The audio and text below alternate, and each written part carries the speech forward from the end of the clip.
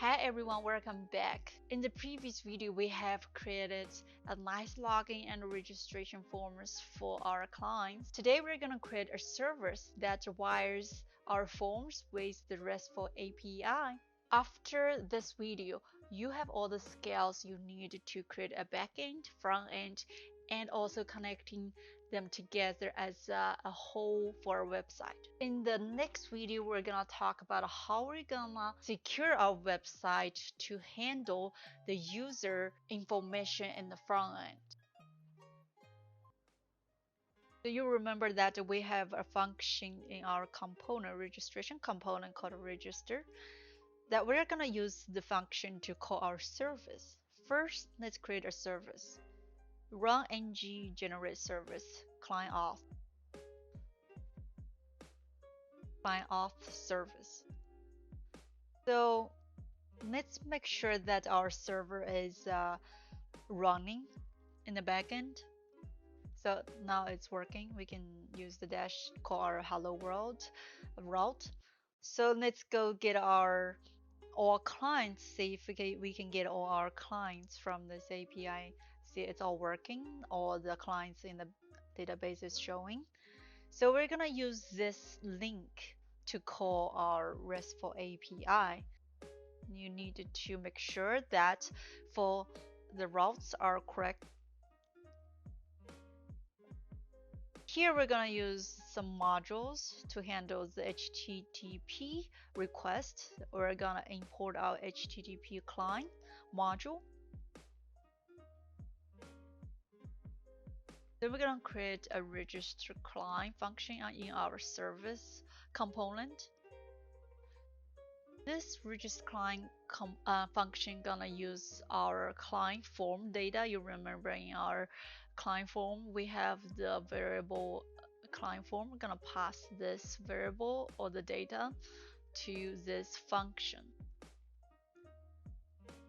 I'm gonna use observable to receive the data. We're gonna return an observable object after the server send back the respond.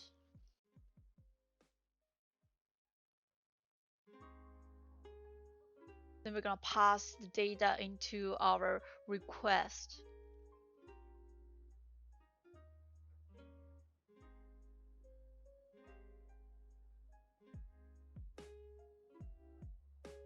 Just to make sure that the route it matches.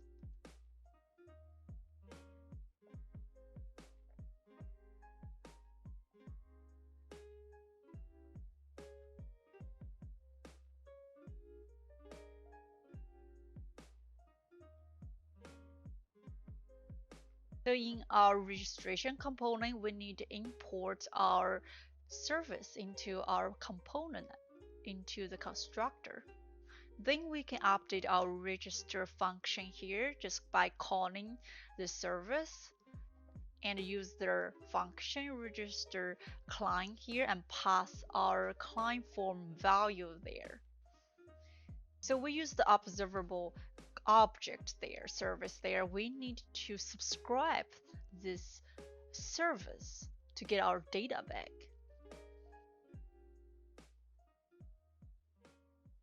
So if it's successfully registered in the backend, we can navigate back to the login so the user can log in, use this information that he just registered. Here we're gonna import our router module to navigate the routes in Angular. Let's test if this registration works. So we're gonna just use console.log to log some information. Next thing we need to know that after you create your service, you need import register in our providers. The providers keep all our services for this module.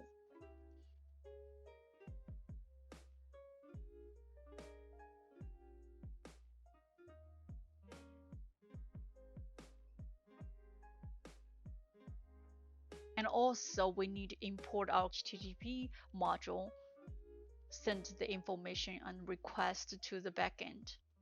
Let's try if that works. Let's register something.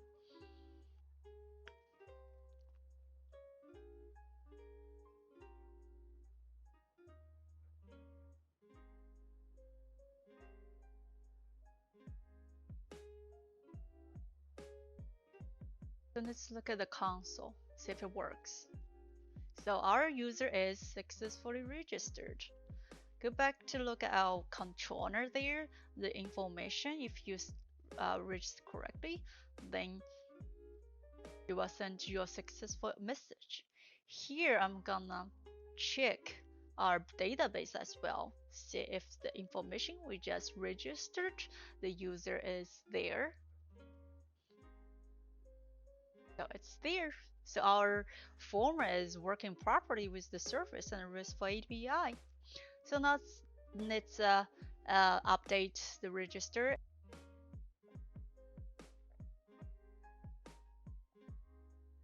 Now let's go back to our service component. We're gonna create a login function, also taking a client information as a parameter and return an observable object, just to make sure that the URI is pointing to the correct route. Here we're gonna handle the user return information. Here we're gonna handle the server response here, because the user information will be generated into a token. Here I'm gonna just console.log this token for now. In the next video I will explain how to handle the JSON token in the front end. So let's go back to our controller. I'm gonna create a login method to handle the user request. I'm gonna take the email and password from the request body. I'm gonna handle the database request in a try catch block. I'm gonna call my client database table to check if we can find the client with matching email. If there is a client in the database, I'm gonna check if the password matches with each other. If the matches, I'm going to generate a JSON token and send back to the front end to handle the security or user requests in the future. So far, I'm gonna just use user ID and a username as a JSON token.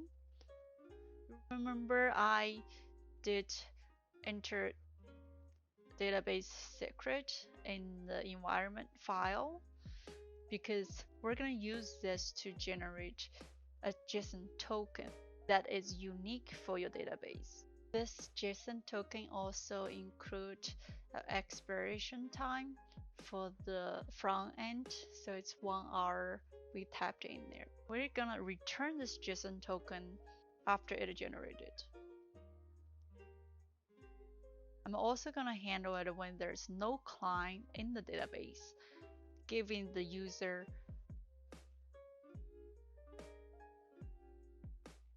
an error message.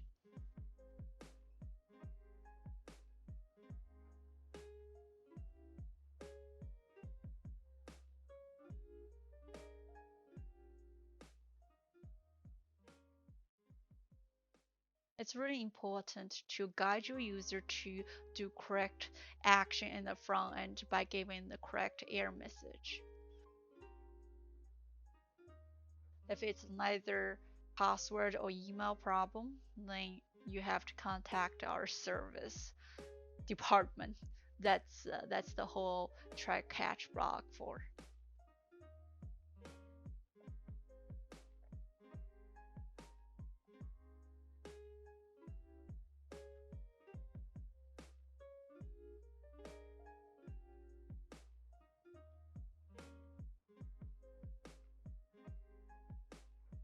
So remember, you need to register our function into our router so the user can go to the correct route. Remember we use JSON token, so we need to install that as well.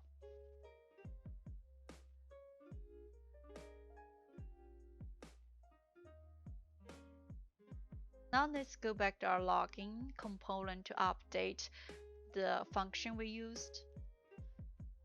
So we're gonna use the service that login and passing our client password email to the request and I'll navigate to the home screen. Here I'm also going to put error message here. So it's really important to let our user to know what actions they can take after our unsuccessful request or login to our server. Here I'm gonna update our HTML to show the client the correct error message. Okay, last let's test our login form. If it works properly with correct information, it should be redirected to our home page. You can also see our token is printed to our console. Let's just put in correct user information to trying to log in, see if it works, and showing the correct message. Here is a small error. We need to go back to the error message and point to the correct JSON variable.